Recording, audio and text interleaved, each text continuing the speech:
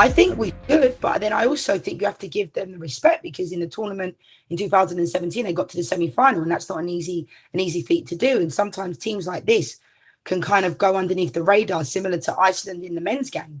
They get a strong following, and there's always going to be a team that other nations and other people like to follow. For example, my mum.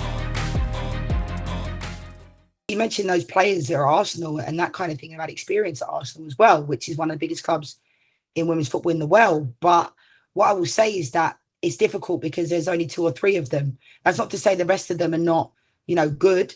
But I think it's difficult when you come from such a small country when it comes to population. I mentioned Iceland before, because the pool of players is going to be much smaller to choose from.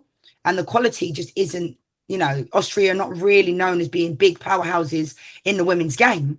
But obviously, with Zinsberger coming from a goalkeeper's perspective, I feel like that's a big position. That's something that can stamp an authority down on a game, similar to what we've seen with Endler, that plays for Chile, that was at Lyon, now at PSG. She has an impact on the game in a way similar to Edison and Allison. So it can be impactful, but I don't think they're going to have enough quality.